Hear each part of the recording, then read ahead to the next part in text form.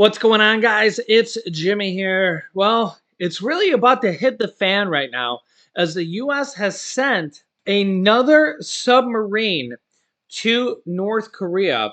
First of all, North Korea was absolutely livid with the first nuclear submarine going to South Korea. Now we have a second submarine going there. And this is absolutely just going to probably send them off the deep end.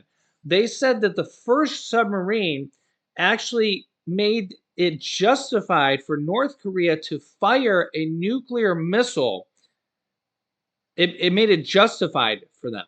Okay, now we've sent a second one. This is the first time we've done this in 40 years. So now we send a second one there, and President Kim Jong Un of North Korea is absolutely just going to lose their mind. And would this be enough to push them over the edge? This also comes as China, pretty much in the same situation here as North Korea. Take a listen here.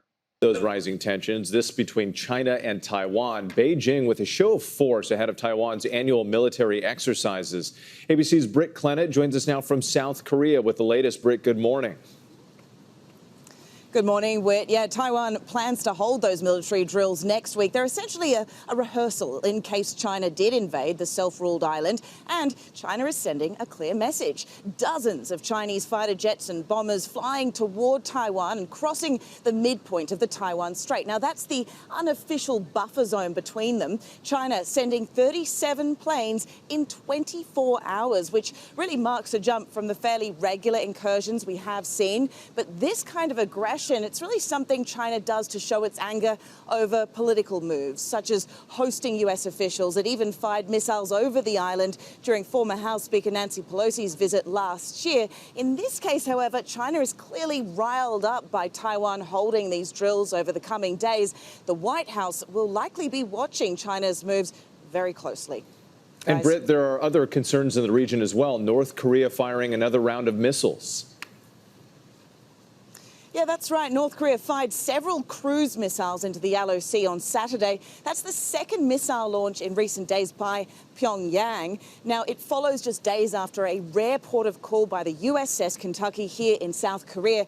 The nuclear sub is one of the most powerful warships on the planet, and North Korea really quick to say it will retaliate, but no surprises there. And Britt, there's also news on Private Travis King. He's that U.S. soldier who defected to North Korea on Tuesday. What more are you learning about that?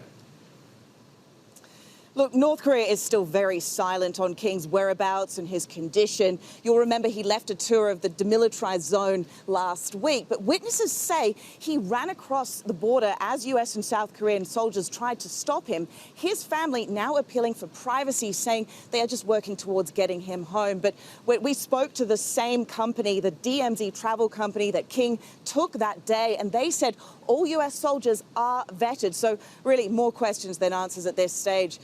Yeah, honestly, I wouldn't be surprised if they're not able to get that U.S. soldier back. I get that a lot of people are upset that he defected and he went over there on his own accord. I get that. But remember, he is a U.S. soldier. I honestly feel that he was just in trouble. He was trying to run away from his problems, and he made a bad decision in the moment. Um, I think that they should stick with the motto, leave no man behind, leave no soldier behind. I think they're going to try to get him back. I don't know if they're going to be able to get him back, though. I fear that we're going to be in a situation like we had with that previous, I think it was a U.S. student who simply just took a poster, or reportedly, you know, North Korea tells us he took a propaganda poster and was over in North Korea for like 18 months. They gave him back to us in a coma state, and he died a few days later when they gave him back to us. I fear that, I hope that it's not a situation like that. We'll see. Um, let's hope that a situation doesn't happen like that. I'm praying for this guy just to get him back, just so that he's safe and he comes back in one piece. That's what I'm hoping for. Um, because I honestly don't know if North Korea is going to give him back. I think that North Korea is going to use him as a political statement, so to say. And I think that they're going to use him not really as a negotiating piece, because I think they're going to use him as a keepsake piece, or as like a, if you know what I'm saying here. I think they're going to keep him. And you can let me know your thoughts here in the comments, but I hope that's not the case. I hope that's not the case, and I hope they can get it back. I just kind of get that feeling from North Korea that that they're just angry at us, and for just any show of strength over there. And different people have different feelings with North Korea and with China and with Russia. And each one is a different kind of state. Each one has a different kind of feeling there. Should we show strength? Should we back off a little bit? Should we keep some space there? Or should we just show very high strength? And, each one's a little bit of a different situation. If you just show too much strength, you could push yourself into a war. And some people say that, that could have been what happened with Pearl Harbor. Was that the right decision or not? It's hindsight's 2020.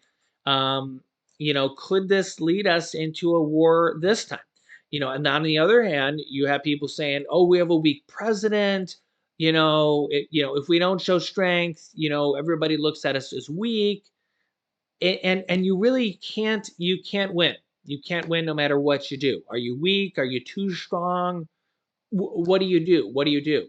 And this is kind of a tough situation. It's this is why being a president's an absolute nightmare in today's day and age, or maybe it always has been. So let me know down below in the comments, what would you do in today's day and age? It's tough. Do you just ram submarines and force down North Korea's throat?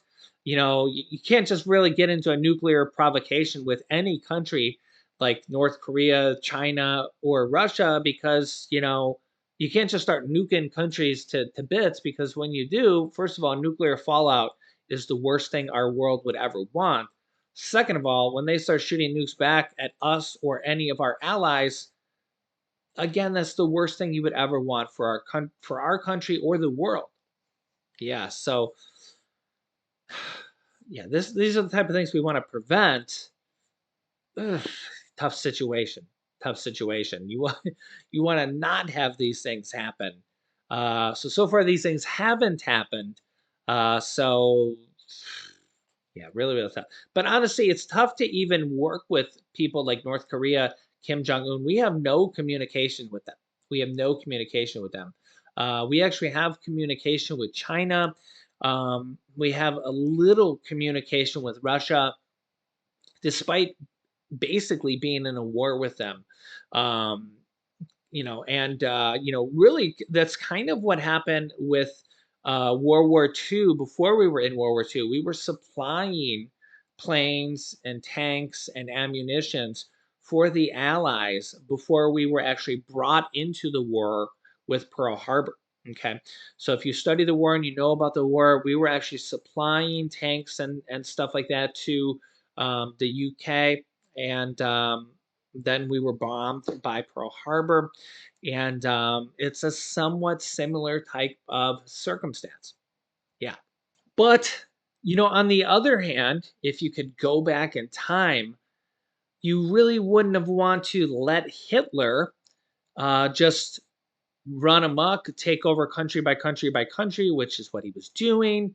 And obviously, we had the Holocaust and that situation.